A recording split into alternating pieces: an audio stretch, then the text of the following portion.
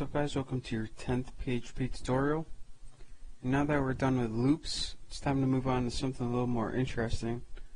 And what I'm going to teach today is called an array.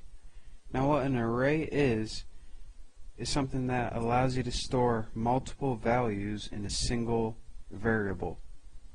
So last time, if we wanted to write similar variables, we would type in the variable num equals some number, then we would type in another variable num b equals another number, and it got kind of confusing after a little bit. So this time I'm going to show you how to put multiple values in the same variable, which is very useful later on. So let's make a variable called people, and to make an array, instead of just typing in one value, after the word people you need to type the word array, and then you need to make parameters to put in it, or multiple values to put in it. So inside, once you have your array and your parameters, you can start typing in people's names or anything you like. So I'm going to type in Tom, and notice the strings are enclosed in parentheses, and you separate items in an array with a comma. So I type my comma, and now I'm going to type Jake, and now I'll type Tony. And of course, outside of your parameter, end it with a semicolon. Press enter to move on to the next line.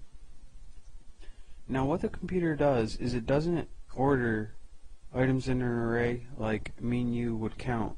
Instead of saying first item, second item, third item, it starts with the number 0. So Tom is 0, Jake is 1, and Tony is 2. So when you want to output this on the screen or reference it, here's how you do that. You type in people, and then in your square brackets you type whatever number. So this would be equal to Tony. People, and in your square brackets 2. Since we have the variable people, we have 0, 1, 2. So if we echoed this on the screen right now, it would print Tony. So as you saw, that was a different way to write an array. So of course you can also write them like this if you like doing it better. For your first one, which is actually 0, we could set that equal to Tom. And of course you end it just like that. And for your second variable value that's stored in people, which would be 1, we set that one equal to Jake. And for the third variable stored in people, which would have the second placeholder in it, we would set that equal to Tony. So now, just to prove that this all works, let me echo this on the screen. So if you wanted to echo the people 2, which would be Tony, let me save that and show you that it says Tony. Now again, why does this do this?